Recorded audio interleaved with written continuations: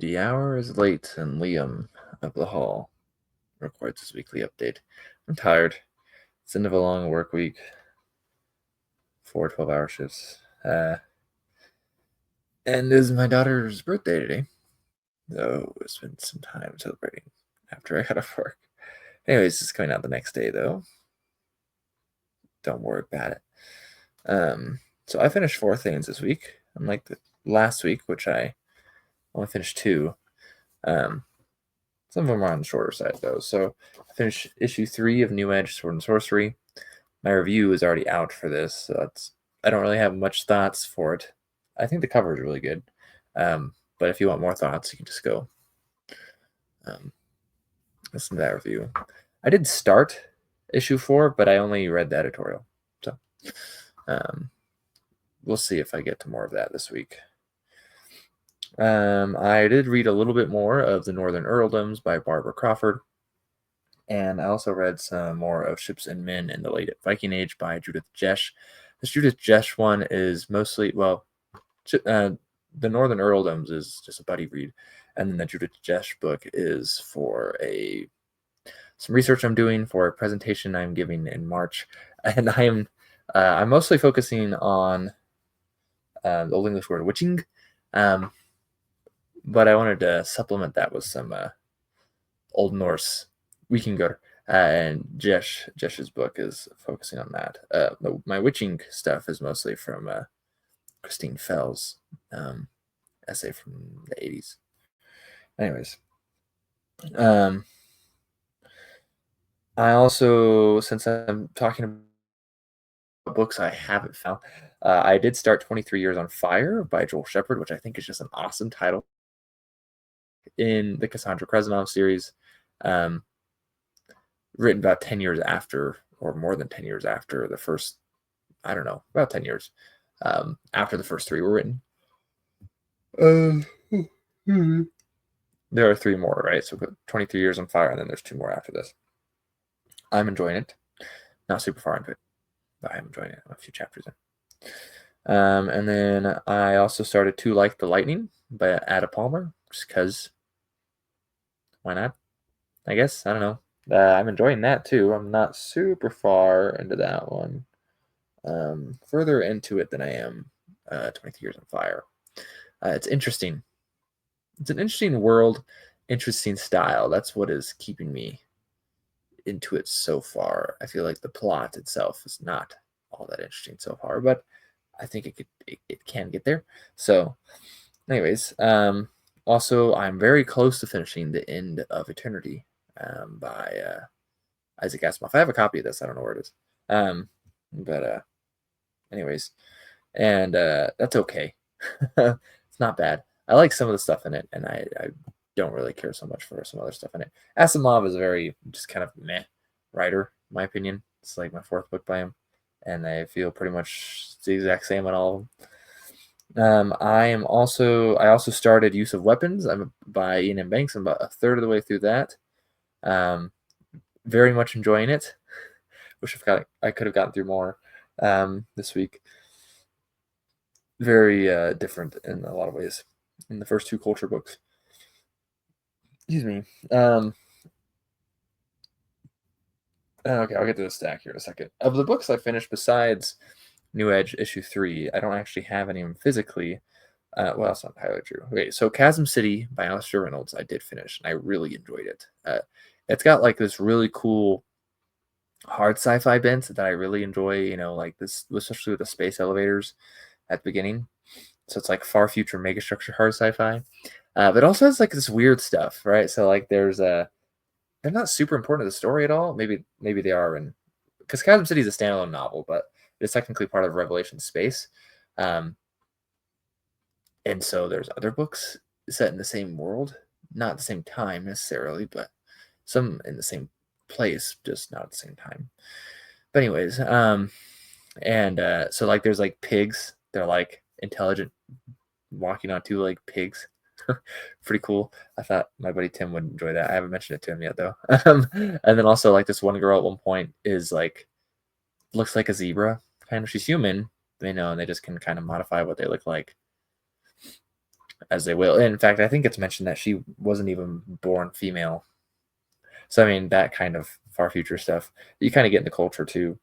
Um, so, anyways, uh, but I really, really enjoyed Chasm City, and I've read two other Alistair Reynolds novels, and I really enjoyed those. So I don't really know what I'm doing, not reading more of his stuff, but I definitely think I'm going to read more Revelation Space stuff after this. So I don't know when, but I did also read Grendel by I think John Gardner. This is fine. I enjoyed it. It is very interesting. Um, it doesn't make me care for Grendel as so much to like care for him when I'm reading Beowulf, but as a character, he is interesting and somewhat relatable. Uh, kind of philosophical.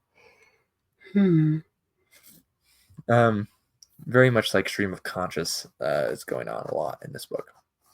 And so it is interesting. And it is also interesting with how he ties it to the poem, a bit more than I was expecting. I don't know what I was expecting, but there's like straight up lines from the poem pretty much reused. All right. And then the last book I finished, I do have a physical copy of. I don't know where it is. I will admit I didn't look that hard. My bookshelves are a wreck. Since I've moved, I don't have them in alphabetical order like I used to, which would have made finding this much easier. So, anyways, but it was Space Viking by H. Beam Piper. It is okay. It is 1960s. Piper has some interesting ideas, right? Like he seems to prefer feudalism. I don't know. And like doesn't like democracy and other things. So that's ideas I got from the release. Space Viking itself, I just kind of liked because he's very much reusing a Viking Age thing, but like in the far future, it's like space age type of thing. Um, but it's pretty much just a kind of typical revenge story, which is not all that interesting or very noteworthy, but it's okay. So those are the 4 books I finished. The other ones I have been going through. I have about half of the Purification homily translated pretty much how I want it in the end. And then the other half is translated very roughly, meaning I went through it and I translated it, but I didn't have like anything on hand pretty much to double check. And so there are things that are not translated, like certain words I'm not sure of myself, or I'm sure of how I want to translate them in context or whatnot. So I'm trying to finish that up so I can get that, and then I can kind of, I don't want to say take my time because I need to get working again on the next one, but I'll have over a month before I have to get the Annunciation one done.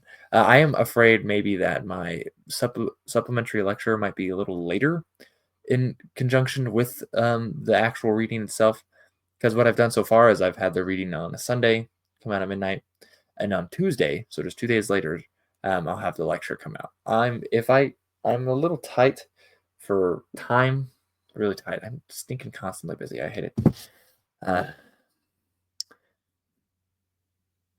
Anyways, I don't know if you can tell how tired I am. I yawned twice already, I guess. But I feel like that lecture is probably not going to come out as close to the reading as I would like. Maybe, I don't know. I could see. I still have a little time to get it ready. I have to speak in church. Wow. Anyways, that's off topic. I did do a little bit of translating for a section of the Heliont here, actually, which is in relation to the next homily I want to do is Annunciation. So I was going to look at Mary's Child section, and here, and the Heliont is interesting because it's in Old Saxon, okay, and I'm not 100% on the pronunciation, but it really throws me for a loop because it looks a lot like Old English, but it's not Old English, right? So like Thoni was long after tiu, ne it aulse gilested warth. So hey man kuni manacha maybe huila god allomachtig, I think. Forgiven habda, that he is himmelisk maybe. Himmlish, probably Himmlisk. Barn herod te wereldi is servis sunu Zendaya. I don't know. And weldi. Te thu that he her ausodi. Oh, wow, I'm tired. Allos di Auludsstamna. Anyways, so that sounds like Old English to me, but not exactly either. Huh. Um, I also am taking Latin again. Hence why I actually already had this. Not the class I wanted to take. I want to take another class. Didn't work with my schedule at all. I don't want to take Latin. Okay, I've taken it several times before, and after having studied other languages from like university or whatever, I much prefer how I learned those languages, how I went about learning them. Yes, you have to learn some paradigm type stuff, but Latin is just straight paradigms. It's like memorize this vocabulary, memorize this paradigm, and I don't care. Like I did this stuff back in high school and undergrad, and I just don't want to do it. Okay, again, well, it's nice that I've done it before, so I kind of already know the Latin in some ways, but oh gosh, okay. And it also reminds me, so not just the way you study Latin, but also just well, Latin actually helped me in high school get interested in language. Um, it's not English. Okay, I'm really a big fan of English. I like English. Okay, like and Latin is related to English, but it's not where English comes from or anything like that. I don't know. Uh, I just read it and I was like have a hard time connecting with it and falling in love with it. And I love reading like even something like the Helion, which is not English. It's really close. I really feel like a connection with it, and not in some weird ethnic sense or anything like that. Just like a language. Like I speak English every day. I think in English, right? And so I just like it. I don't know. I don't know how to explain this. So, anyways, speaking of though, I am reading the Parliament of Fools, uh, Val, Parliament of Birds, um, by Chaucer. It is a Valentine's Day poem. It's rather short. It's only 700 lines, so I thought it'd be good to go through this one again. Of course, it starts with that wonderful opening line. The leaf so short, the craft so long to learn. It's just wonderful. But from the little bit of research I've been able to find actually online is that this is actually the first reference, first association of Valentine's Day with romance is actually from this poem. I mean, there might have been something before that, but we don't have it if there was. So, want to read it? It's about birds. Anyways, it is it's good. It's good here. I have a video already planned for Wednesday. It's already coming out. I need to make a new blog post. I think I might finally finish up one of these books that I've been sitting on. That's just like the last chapter for a few months and make a video on that maybe. I would like to make a video on this the week of Valentine's Day, a couple days before Valentine's Day, which I'll be going to LTUE on Valentine's Day. I might make a video talking about that beforehand. If anyone's going to be at LTUE, then feel free to come say hi to me. I'll just be hanging around most of the time. I'm not on, like, I'm doing a couple presentations and I'm like a one panel unless someone drags me on another. But, anyways, oof. How are you guys doing? How's your reading?